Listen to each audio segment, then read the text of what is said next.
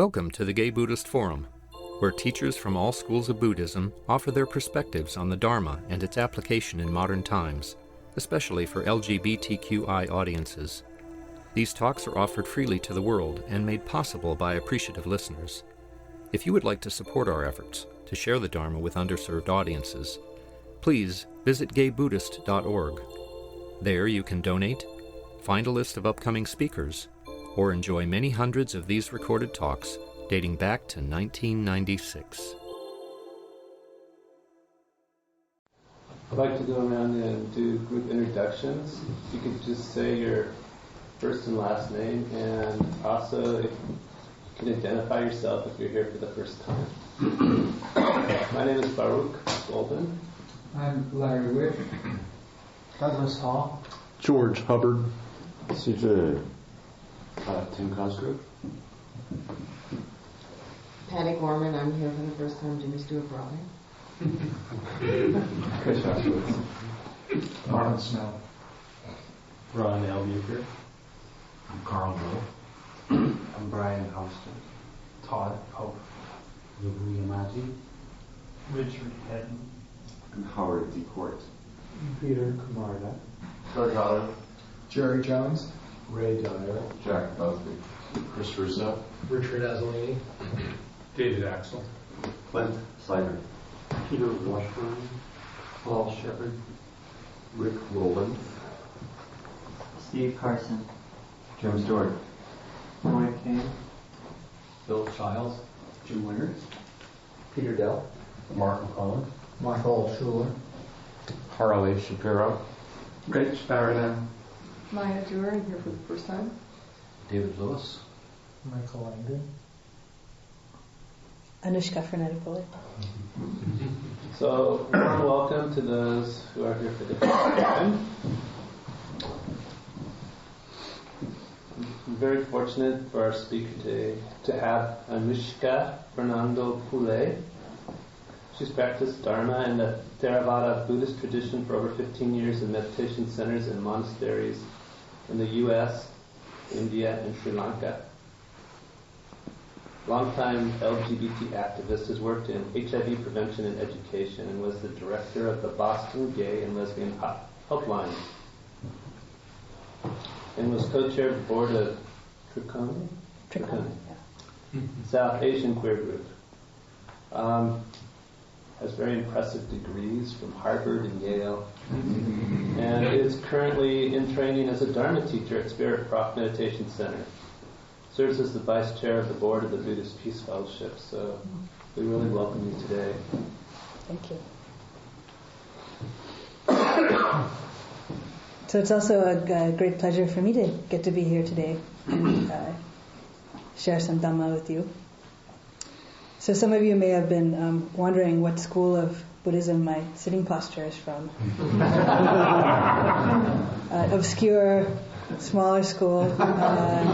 It's actually from the school of the injured knee, which is actually related to what I thought I would share with you today about, which is about dukkha. So translated pain, suffering, stress, variety of ways, since that's been a significant portion of my experience in the last few weeks.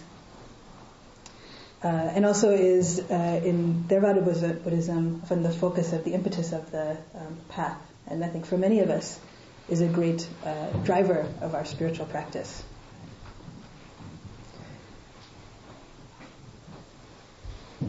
So the story of the Buddha, which many of you regulars are probably very familiar with, is that he was a pretty privileged guy, lived in northern India, had a good life from a wealthy family, had his winter palace, summer palace, spent his days doing archery and hanging around, listening to music and so on. Right? And then I'm going to sort of paraphrase the story. He had curiosity about the outside world, went into the world outside of the palace and saw people who were sick, saw someone who was old, and saw someone, a corpse who had died. And it caused him to wonder a lot about life, cast him into some existential questions about life What is there beyond this? What is the meaning, purpose, and so on? And then he saw also a spiritual practitioner, right? So someone like you and me, perhaps, except wearing orange robes, who had cast their life into being a full-time spiritual practitioner, and he decided to join that quest. So learned various meditation practices for many years from various teachers. Didn't find the answers there. Finally kind of struck out on his own and was able to break through and attain enlightenment, as it's called. Right? So at that time he's about 35, and then he set about teaching Dhamma for the next about 45 years. Right? So his original quest was about old age, sickness, and death. Right? So understanding this. But so what happened to him? So let's see. So there are a lot of Buddhist scriptures in the Theravada tradition that have come down, so stories of what happened during his time. Many of them were related and include his attendant, who's a character named Ananda. So here's one portion of a story where the Buddha has gone to meditate, and then he comes out from seclusion in the evening, is sitting warming his back in the last rays of the sun. And then Venerable Ananda approaches him and pays homage. And he starts to massage his limbs. And then he says to him, "It's amazing, sir. The Blessed One's complexion is no longer pure and bright. His limbs are flaccid and wrinkled. His body is stooped, and some alteration is seen in his faculties." So basically saying, "You are old." Right? So he, maybe he just noticed this, someone you hang around with a lot. So. And the Buddha says, "So it is, Ananda. In youth one is subject to aging. In health one is subject to illness. While alive one is subject to death." Right? So he too got old. Right? He passed beyond in some way, and yet he too got old. Another part of the story, he had gotten sick and then he got better from that. And Ananda was saying how happy he was that the Buddha was better from being sick. And again he replies to Ananda, "Now I'm old, Ananda. Aged, burdened with years, advanced in life, come to the last stage. My age is now turning 80. So he got old, right? "Just as an old cart keeps going by a combination of straps, so it seems the body of the Tathagata, which is his body, keeps going by a combination of straps." So, he's feeling like he's like strapped together, just, tied together at this point too. So, this is the Buddha, so this is the supreme spiritual teacher here, right? Still experiencing these pain and suffering of the body in a certain way, right? So I think it's helpful to reflect on this, because I think sometimes in spiritual practice can glide into this area in which you feel like, well, if I'm a really good spiritual practitioner, nothing bad will happen to me. My life will be full of sunshine and rose petals, and everyone will be nice to me, and I will exude loving kindness, and children will be skipping and singing in my way. And you can see from if this is not happening to the Buddha, further events in his life, someone tried to kill him, his cousin tried to kill him. It wasn't all smooth sailing for him. And this is really just a part of life. So what is this sort of transcendence that is offered in the Dhamma? What is there, if anything? So it's not that the body itself is going to live forever or always be fine, right? And my understanding of Dhamma is that this is something that the Buddha has discovered and then teaches, but it's something that's there for all of us. Right? So the more that we sort of align ourselves to the way things are, which is what the Dhamma is, basically the less suffering we'll have in our life. And it's kind of like just aligning yourself to any natural law, right? So say, for instance, the law of gravity. So if I was to want to place this glass in midair, it would drop, right, and shatter, and the water would be all over the place. And it wouldn't be something personal to me, or because I did something wrong, or the universe hates me, or anything like that. Like, it's just a law, right? So most of us have learned to act in accordance with this law of gravity. So when we place glasses, we might place it on the surface or on the table. Right? So similarly with the Dhamma, there's natural law about how things occur. And unfortunately for us, to some extent, unfortunately and sometimes fortunately, in the world of samsara, pain of the body is not something that we can really escape. So to greater or lesser extent, so sometimes some people have very blessed lives, don't have it so much, but really this is one of the vicissitudes of life. Right? So you may have heard of this teaching of the 8 worldly winds, the loka dhamma, right? Pleasure and pain, gain and loss, praise and blame, fame and disrepute. So all of these are different sort of winds that go through life. Sometimes there's pain in your life, sometimes pleasure. Sometimes you get things, sometimes you lose things. Sometimes you get a lot of praise, sometimes you don't. Sometimes there are a lot of people around you, sometimes not necessarily. Right? So how can we handle these changing winds of life? So my own experience this last month is that I was playing soccer one day, happily, enjoying myself, and in a couple of seconds, basically just shredded out my knee. Right? So tore out the ACL, meniscus, the bones bumped against each other, got bruised, and sprained most everything else. I mean, just about like a few seconds, boom, right? And this happens sometimes to us, right? The immediate experience was of intense pain, right? But actually in some ways sort of almost transcendent pain. So I was sharing with my friends, it felt, usually I'm someone who kind of shakes things off and walk around, but it was such intense pain that I just couldn't do that at all.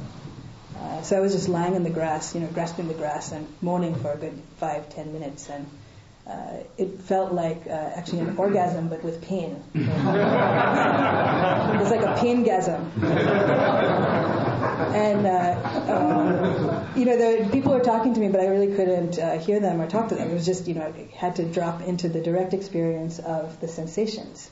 Intense sensations which were painful, but actually there was something about the intensity that was very transcendent too, in some way, right? So some of you can probably relate to that. Now, I don't recommend anyone tear their knee out have this kind of pain-gasm experience, but just to say, I was also very appreciative of the practice in this moment, because I felt like I knew how to open to intensity of unpleasant sensation. So this is really one of the ways in which we can deal with this in the world, is through the practice of something called bare attention. So just being with exactly what is. So in that moment, all that there was these sensations, right? Physical sensations.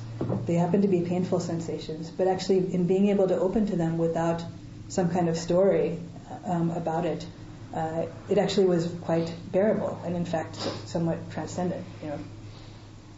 So then later on, then the story comes in. What did I do to it? I wonder how badly it's hurt. Then the overlay of the story. But actually, in the direct experience of almost anything, there's not really a problem per se. So even in the most intensely difficult situation, just dropping into that situation in the moment itself, there doesn't have to be a problem with something. And that's something that you can really go back to, dropping into the direct experience of a situation. Right? On top of that is usually our overlays, many of which are worry, fear, anxiety, sometimes blame, and so on. Right? But just to drop into the direct experience of things. Right? So I was talking with my Dharma friend about this situation. A Dharma friend who's had some difficulty in life too, in the form of breakup. And so we were talking about different ways in which we can use our Dharma practice to help us with difficulties of life. And I think the two situations are ones that are common experiences of dukkha. Right? So one of the characteristics that you notice in the Dhamma and is taught by the Buddha is that everything is changing. Right? So everything is changing in our minds, body, experience, sensations, constant change. And yet, if there's something pleasant that happens, we want it to stay. Right? Mm-hmm. So, we can drop into the experience of pleasantness, but there's a part of us that is like lurching for it. reaching out for it, and then more than reaching, sort of like grasps, clings around that, right? And that's really part of the recipe for suffering. When you're grasping at something that is impermanent, that is going to change. Right? Then on the other side of that, everything is changing, and sometimes the change brings you something unpleasant, right? Like busted knee, or broken car, or any number of things, bad weather, and then we want to push it away. We don't want that thing, so we lurch away from it. Right? So then that lurching away also is an experience of suffering. Right? So part of it is, I think, being able to develop the capacity to just be with what is, and also being able to see when is it that we're making some larger story around it, bigger story that creates some additional pain. So sometimes in the Buddhist teaching is talked about as the second arrow. So the first arrow that happens is that something happens that's difficult and bad, right? So you get injured, right? Something gets taken away from you, something breaks. Someone you love dies, right? So that's difficult in life, right? But it's actually bearable, if you can just drop into that experience, right? The second arrow that we shoot is the story about it all. Right? So that's the added suffering that our own mind creates around something, right? So you just have to learn how to catch yourself in doing that, and then sort of let go of that story, right? And there's a line between, the kind of thinking that tells you, like, I need to go to the doctor, right? But, you only need to think that once and then set that plan into motion, versus I need to go to the doctor, I'm probably going to die, like making a whole, long string of it from that, right? So I thought I'd share a few reflections that I thought about from dealing with dukkha. Right? So one is that oftentimes, we frame events. So something will happen, for instance, having an injury like this, and we frame it as, this is bad news, right? So clearly pain is not, something that you would gift to someone. It's not great. But just to question the notion of good news, bad news, right? So there's a story, I can't remember where I've heard this story from, where, there's a guy who's going on a plane, and then the plane, and something goes on, problem with the engine, right? So that's bad news. Good news is he has a parachute, right? Jumps out of a plane with the parachute. Bad news, parachute doesn't work. Good news, he spots a haystack below, right? Starts to aim for the haystack. Bad news is haystack has a pitchfork in it.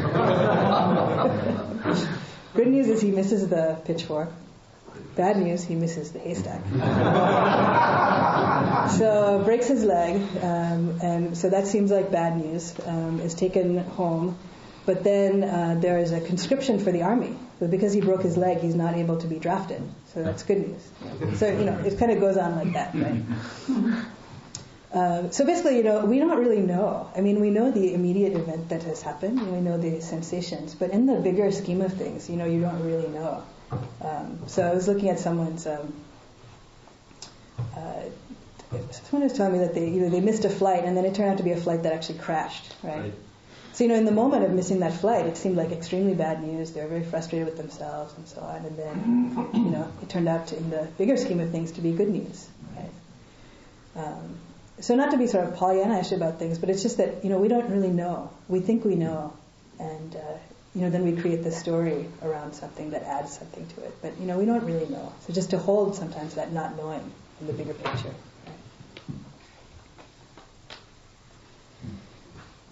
Another angle is actually to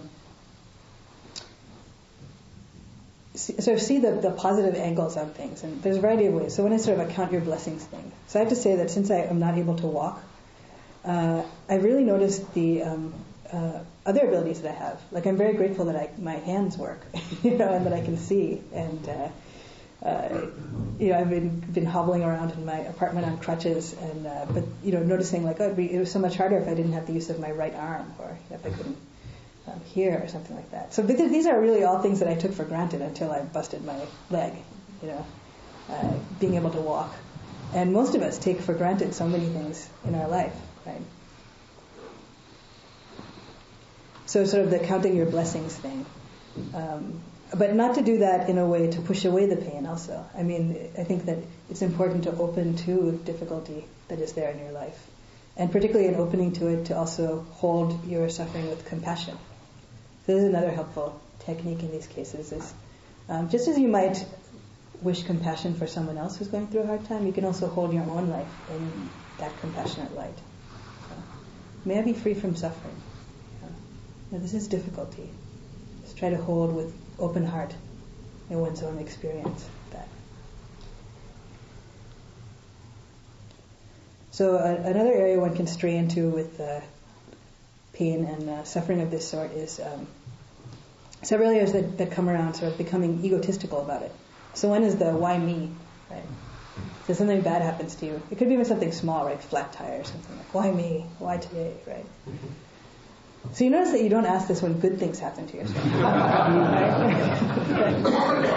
Right? You know, why me? Why did someone give me flowers? Why am I seeing this beautiful sunshine? Why have I been born this beautiful day, right? So, you know, that's a clue that there's some ego around that question. I mean, why not you, right? Why not me, you know? Sometimes I think of our lives as like this cartoon Mr. Magoo. You remember Mr. Magoo? So Mr. Magoo is like a kind of blind, small guy. He's probably the 60s or 70s, this cartoon. So in the opening sequence of Mr. Magoo's cartoon, he's walking down the street, and he's just kind of oblivious, you know, but around him are all these things that are like about to kill him, basically. So, you know, he sees something shiny, you know, on the ground, he bends down to pick it up, and then, you know, a beam from a construction thing just swings, you know, that would have totally taken him out, you know. Then he gets up and he toodles along his way, and then, you know, he stops and he hears something behind him, and then like a piano crashes in front of him. So if he had continued walking, the piano would have, you know.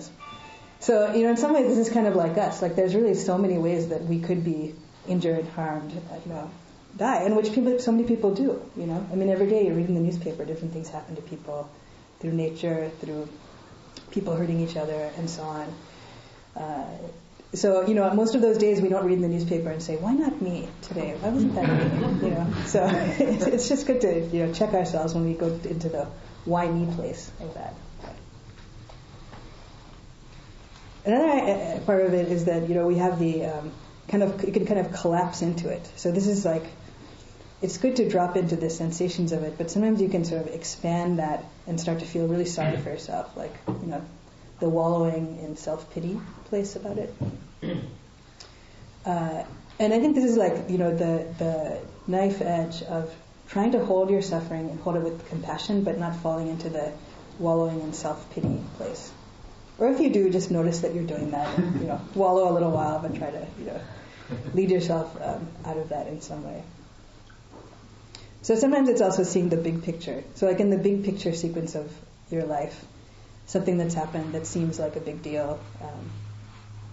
You know, sometime from now it'll be like, oh yeah, I just had that flat tire that day. Or, you know, I remember that time when I lost my job and it was a difficult time. But, you know, if you live another 20 years, that's just another piece of your life in some way, even though it feels like, you know, in the moment, like epic, tragic drama. You know.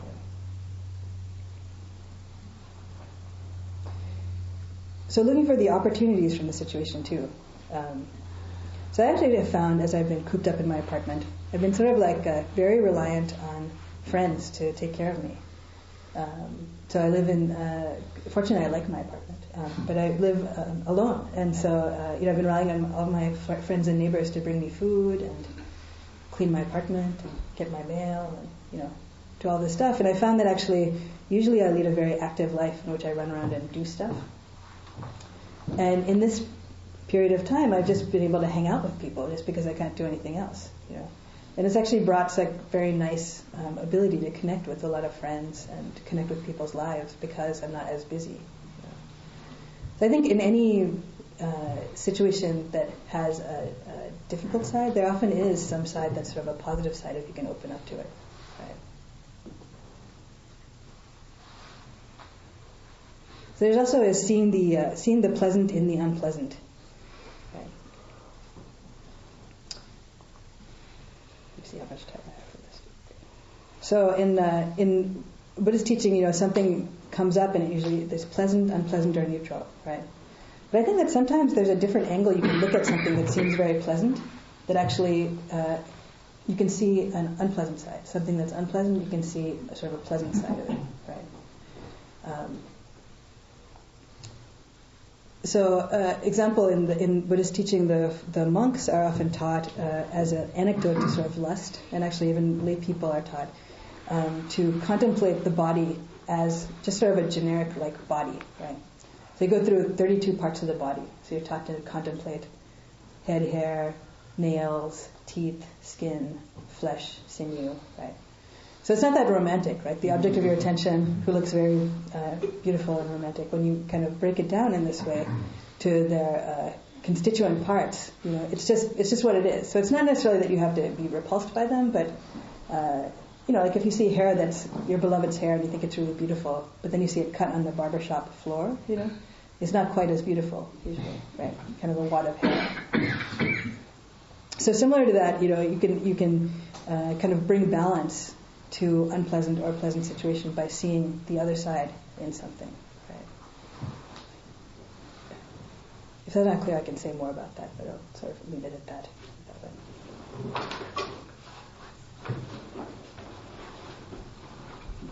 Also helpful is to see insight into your life pattern. So I think these moments when we're forced to deal with suffering are really great moments for a spiritual practitioner. So one is because it kicks you in the pants. So, times that you might have been sort of complacently going along in your life, it gives you a little juice to struggle and find your way back to the path. But also it's really a good opportunity to see ways in which you are habitually caught, or ways in which you might habitually deal with suffering. So do I tend to go into self-pity? Right? Do I tend to go into sort of an isolation place when I'm in suffering? Do I have this tendency to expect others to take care of me and then feel bad for myself when I don't hear from them? Like whatever it is that are one's patterns. Sometimes you can see them highlighted more when things aren't going well. It's kind of like a spotlight shown on those things.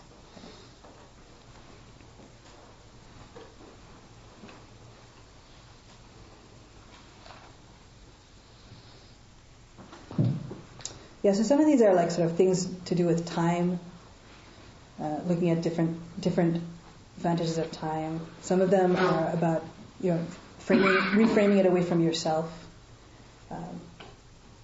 Some of it is about taking the view, what angle of view, the narrow view, wide view. Right?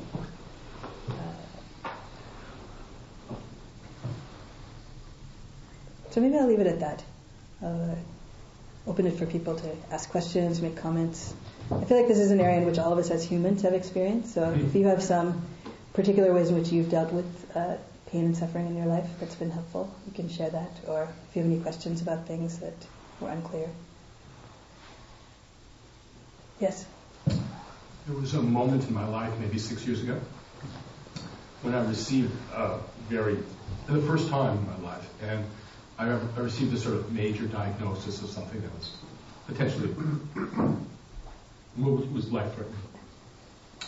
And one of the experiences I had was that I wanted to let myself fully experience what that was like. And because most of the people in my family are doctors, they didn't want me and didn't want themselves to really feel. And so there's enormous pressure on me, to do something. I was actually given a certain period of time, 3 months.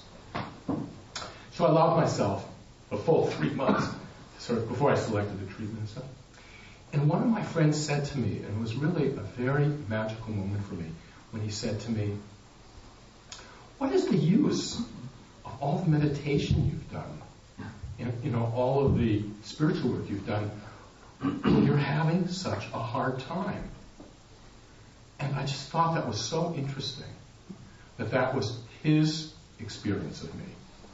My experience was actually a little different, which was more that there was just a whole inner world that this brought up the first time in my life, that I had to deal with mortality, my own mortality, and vulnerability in this way. And I really wanted to have that. Of course, I didn't want to die, but I also wanted to have the fullness. But from outside, evidently it looked like great irresponsibility. So I just found that really interesting, a really interesting sort of gift to me to be able to hold those different perspectives and stuff. I think it's also good not to buy into, other people's perceptions of this and that, because sometimes you are having a hard time, but you're having less of a hard time than you would have had if you didn't have any spiritual practice to hold you, to. Of course. And the other thing is that for somebody like me anyway, having a hard time is actually part of life. It isn't something that's outside of my life. Mm-hmm. I have had hard times before, and I have no doubt I will have hard times again. And this was an opportunity, kind of not something I would choose, but something that was there. Yeah. Thank you. Yeah. And can you talk a little more about the kind of maybe some of the struggle you had with grasping for, like, what your life would have been a few seconds before the injury and wanting to play soccer still at this point and be active and so on, and also the aversion part around recognizing the illness and so on, and just kind of in a practical way, how did your practice help you to deal with both sides? Yeah, that's a good question. So, definitely there's part, I feel like whenever something bad happens, like, well, how could it not have happened? Or, what could I have done to make it not happen, right? So instant replay kind of thing, and if I only had not gone to practice that day, if only I had not done this, I could have done that, and so on. And I think I just try not to entertain that. I think there's some help in looking at what are the causes and conditions that created this, right? So, if it's that, I got into this car accident, I was drinking and driving, that was a foolish thing to do, right? That were some of the conditions that caused the accident, right? Then it's like, all right, that's something that I should avoid doing. Okay, and move on, So there's a way in which we can really proliferate on those things. So I saw myself doing that, like, why did I decide to do this and that, and what if this, and so on. So just looked and said, is there anything in those conditions that I can learn from? Things that I need to learn that I should avoid this would be better to do, so on. And then, as much as possible, once what can be learned is learned from that, let it go. Because, you're not changing anything by proliferating on that. It's just like proliferation, making yourself more agitated. And, it's interesting, the wanting to be active and so on. Yeah, I actually love playing sports. I love being outside. It's springtime now, so definitely some, wanting to do that. And some friends of mine had told me that they were going to, play in this game and all this stuff. And I think in those cases, it's helpful to turn again sort of away from the self to a sort of like the sympathetic joy angle on things. So. There's a teaching of loving kindness, right? So general well-wishing for others. That just as I want to be happy, other beings want to be happy, right? So in cases when someone is suffering, then the angle that it takes is of compassion. So you may be free from suffering. If I feel that suffering, may you be free from suffering.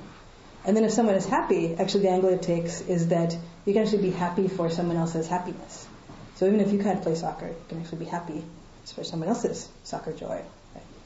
So the Dalai Lama says this sympathetic joy, cultivating this quality in oneself, increases one's chances for happiness by 6 billion to 1. So, if you're only happy when good things happen to you, then, good luck. Sometimes it's up and sometimes it's down. But if you can actually cultivate this quality of being happy when other people are having joy, then you have opened yourself to a whole lot more joy, really. Yeah. And you could do this as simply as, if you see someone walking on the street who seems to be smiling and enjoying the day, just, feeling happy for that happiness, right? Sometimes it's easier with, like dogs. They're very obvious when they're happy, right? Wag their tail vigorously, it just makes them happy. Or if you're someone who likes to see little kids who are very joyful or something like that, just, allowing yourself to open to that. So again, it's taking yourself out of the ego position, I wish I was that happy as that dog. Just the happiness, you can kind of open to that. So I guess that's how I try and deal with those things. Yes. I really enjoyed your talk. The simple principles that you're speaking about that I've heard, in other Buddhist talks just seem so unbelievably obvious to me. And, there's no refuting them, in any conversation with anybody, in any practice. To me, but that's my centric view of the world or something. I don't know. One of the things when I hear your accident, it really strikes and scares me because I'm just as vulnerable a human being as you are. So that adds to part of my compassion, but it really flips me out when I hear of something like this. And so I'm sorry that you're suffering, or that you're limited in some ways from it. I'm glad that you have the broadness to see the good in it as well. When I was going through a cancer experience, that was pretty difficult, but it very much brought me into the moment. And now when I even think about it, I think fondly in some ways about it.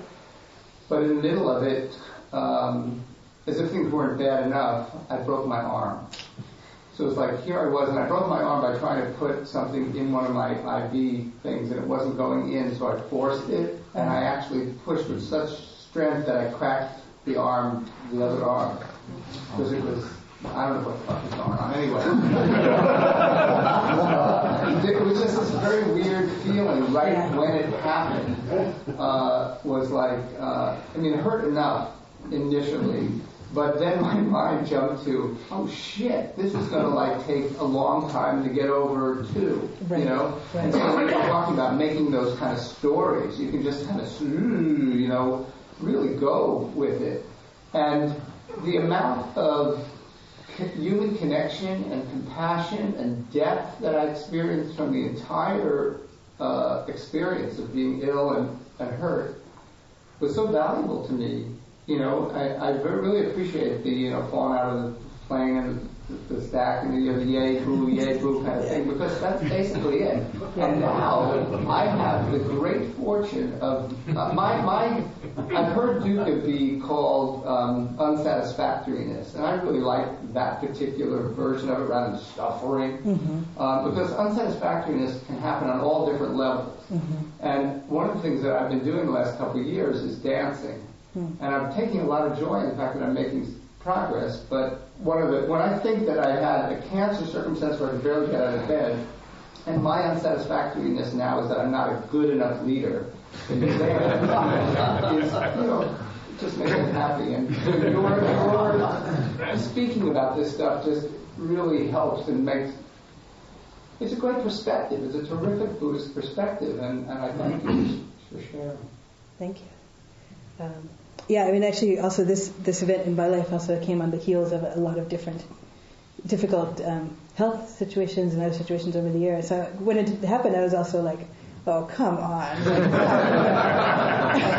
Please, So one thing is just having a sense of humor about things, too. Sometimes it's just ridiculous. Your life just keeps dealing you cards, and it's like... but I feel like the other piece that practice has helped me with is just that, you kind of have to eat what's on your plate, you can struggle with it and, play with your food or whatever. At the end of the day, it's not good. This is what it is. Here's what it is. This is what your life is right now. And, you can wish it was something else and feel like, I shouldn't have to deal with this or whatever. But this is what it is. So I think the sooner that one can sort of gracefully come to accept that and then deal with that, also the less suffering. And that's, again, the second arrow is not wanting to see what's on your plate, either pretending it's not there, or struggling with it for a lot before you actually, try to sit down and work with it.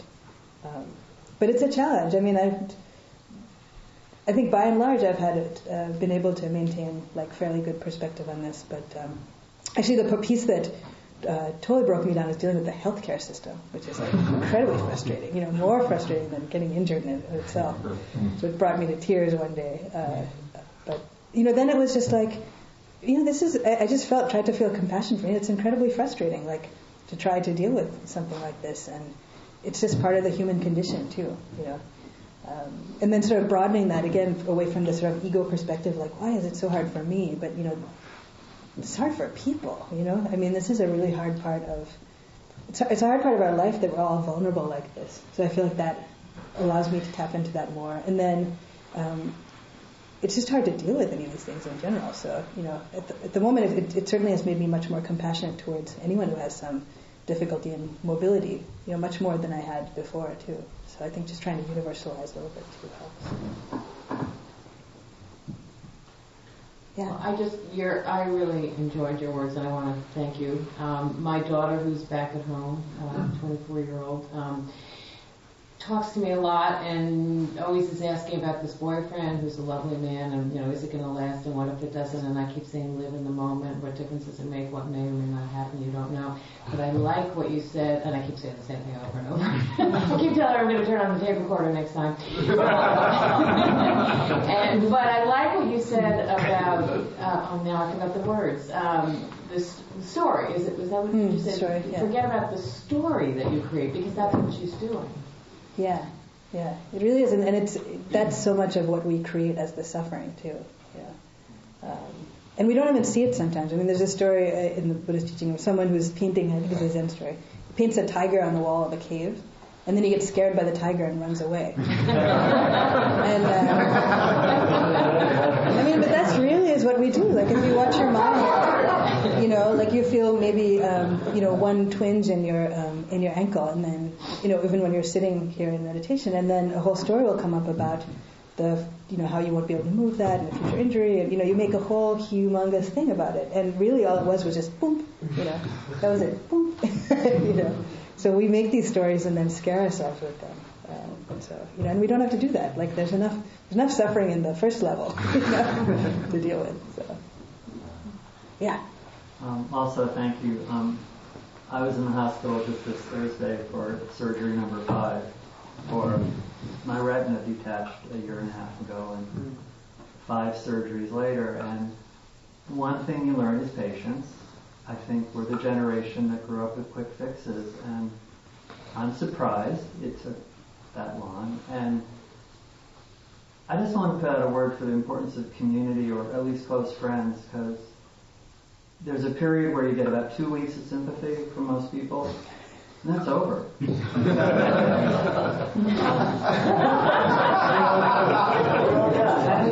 And you don't want to become the victim or the whiner. And like at work, if people say, how's your eye? They don't really want the long answer. I kind of have to say, well, they're still working on it. I don't want to lie, but... Yeah. And the whole language we have for our bodies about it failed us, it betrayed us. And luckily I don't feel that. I feel like, I have a spare. This eye works. Why do we have to? Well, once you're over 40, things will begin to fail. And that's, again, the way it is. It's not a judgment. I mean, it really is. I think our generation especially, with a certain amount of economic privilege, we've been immune. I've been immune from a lot of this. And it's eye-opening that the body begins to do this. And I'm just really glad that it is the way it's supposed to be. It is. Things are going to begin to fall apart, and it's like the flowers you bring home from the florist a week later. Well, but they were pretty the first time because, they're not going to last. Wax flowers are not pretty. Right. Silk flowers, though, are nice.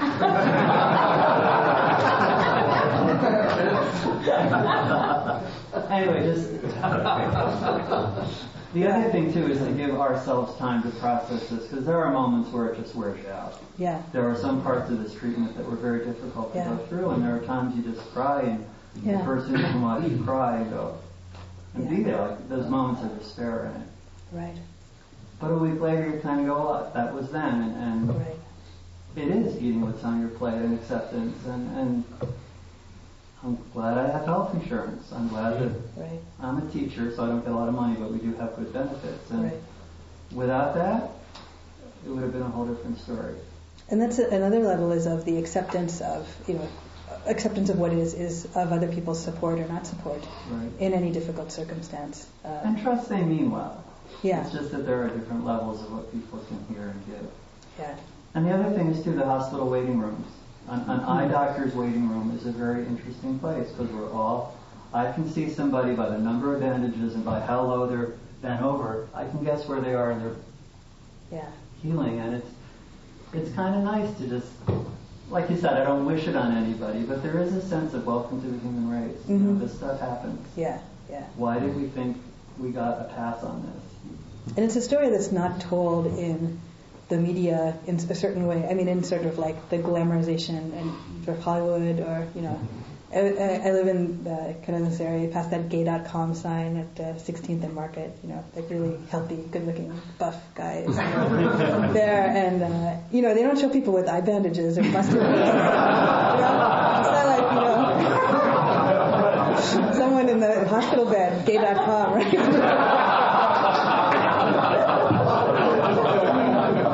Like you want to hook up with this guy, right? But that's part of it too, right? Yeah. Yeah, thank you so much for sharing your individual situation and how we all have these problems. I'd like to hear if you could share with us some of your practice, how it helped you with your participation in the AIDS crisis, which, is such, and well, still is, but has been such a huge amount of pain and suffering, and for such a huge group, and how your practice helped you get through that and still continue to be in the middle of it. Thank you. Yeah. My work had been in the earlier 90s in HIV prevention education, and then now my work is actually with I do support for nonprofits. In an organization called Compass Point Nonprofit Services. We support through consulting and training nonprofits. So actually yesterday I was supporting Tenderloin Health, in fact, the new merged organization.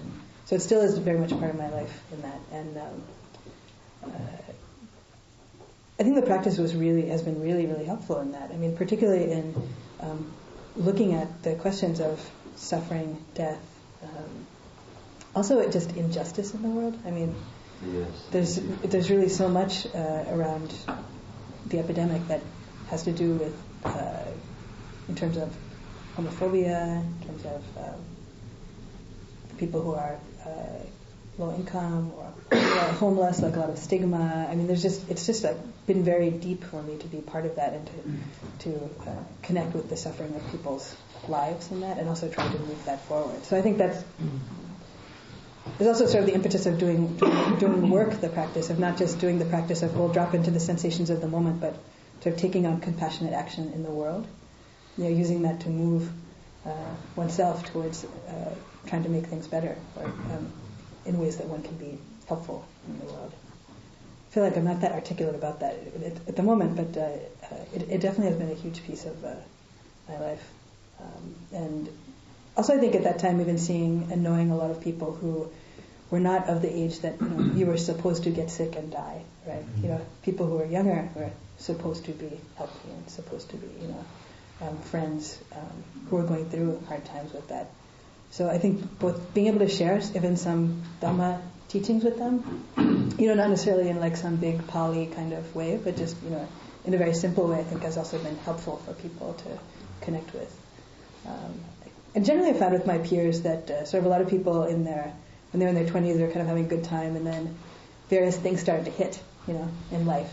So difficulty of their own health, HIV, AIDS, difficulty in their family, and then people start their search for some meaning or some way to deal with that.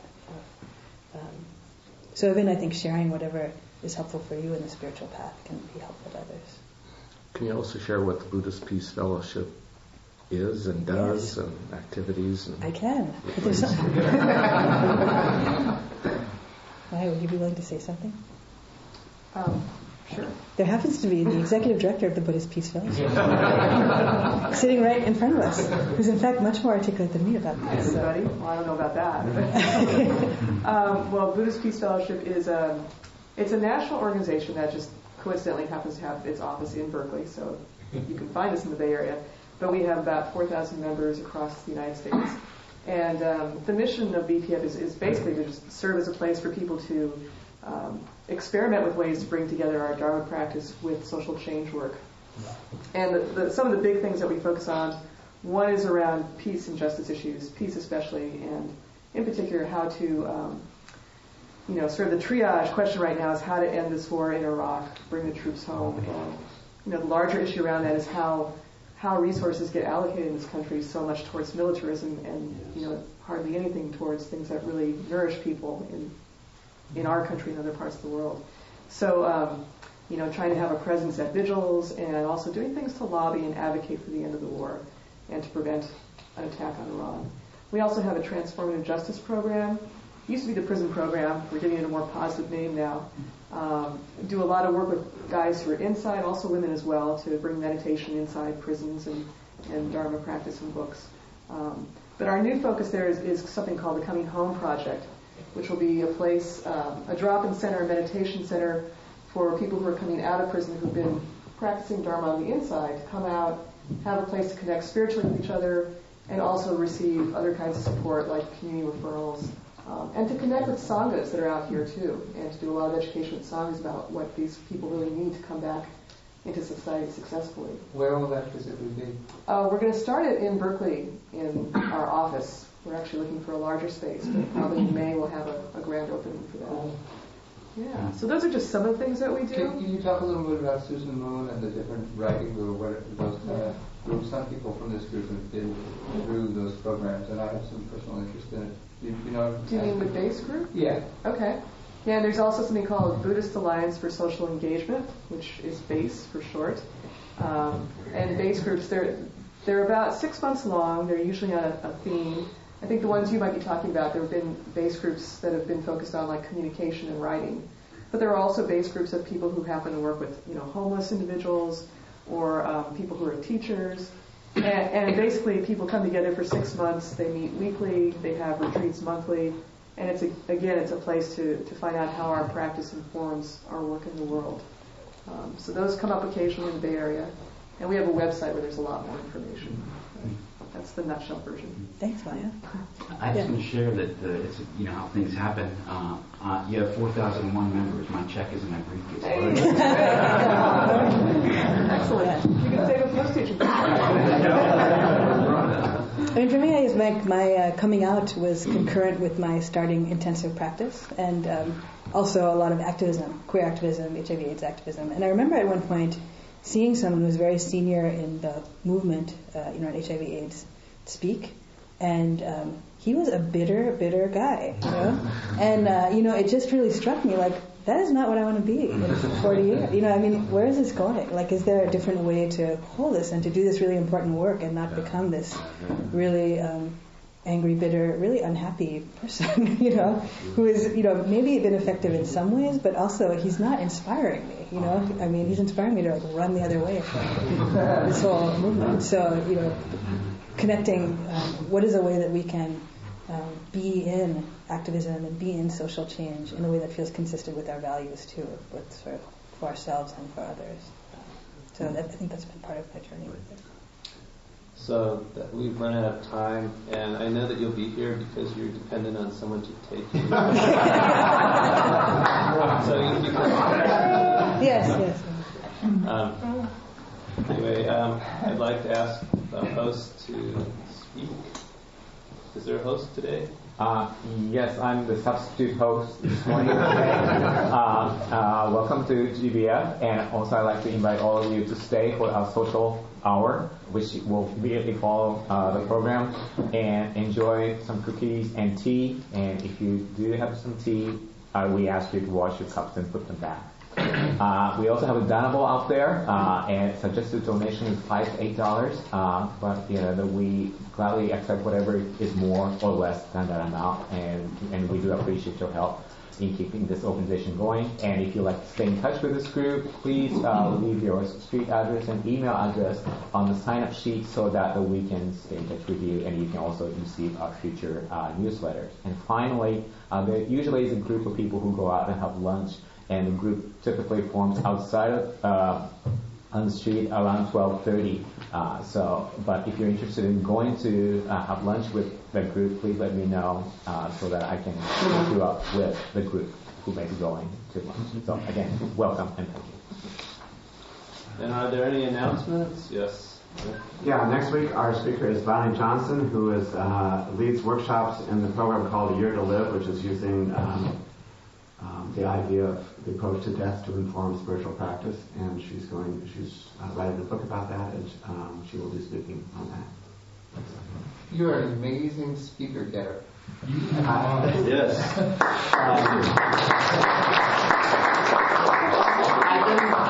line her up. Dean knows her. So I can't take credit for it. It's very good fortune, but thank you anyway. We have a potluck dinner tonight, around 5 o'clock. There are some flyers still on the table out there. It's up at the intersection of Corbett and Clayton, so it's just right over there in the lower Twin Peaks area. You can take a 33 or a 37 bus, bring some food, hang out, enjoy. I'll be making my world-famous organic red pasta sauce and pasta. And just come and join us around 5 o'clock. And like I said, there's some flyers left out there. Yeah, just a reminder the latest Gay Buddhist directory.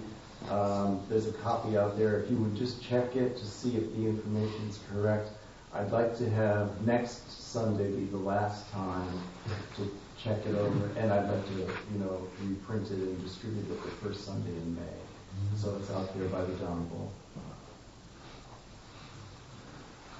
Yeah, I just want to say I just got through major surgery, and I put it out to the Sangha that I would appreciate, support, and I did get a lot of phone calls and visits and some meals, and I just encourage people to plug into the Sangha. I mean, this is a group, and I found out that people really like to help other people, and I do too, but it was hard for me to ask, and it made me feel more connected to the Sangha than I had. Are there any other announcements? Then I will have a closing, and I neglected to thank you so much for the talk. Very appreciated. So, have a closing circle.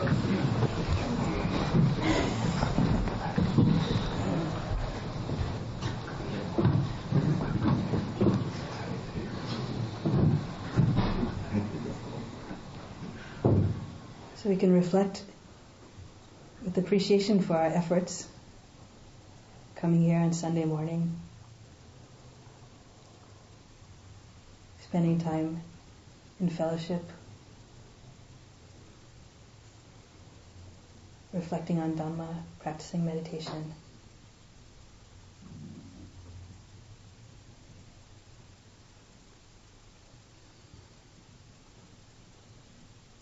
May the merits from our practice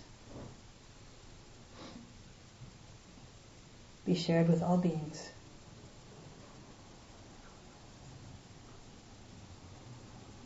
May all beings be happy. May all beings know peace. May all beings be free from suffering. May all beings avoid shooting the second arrow.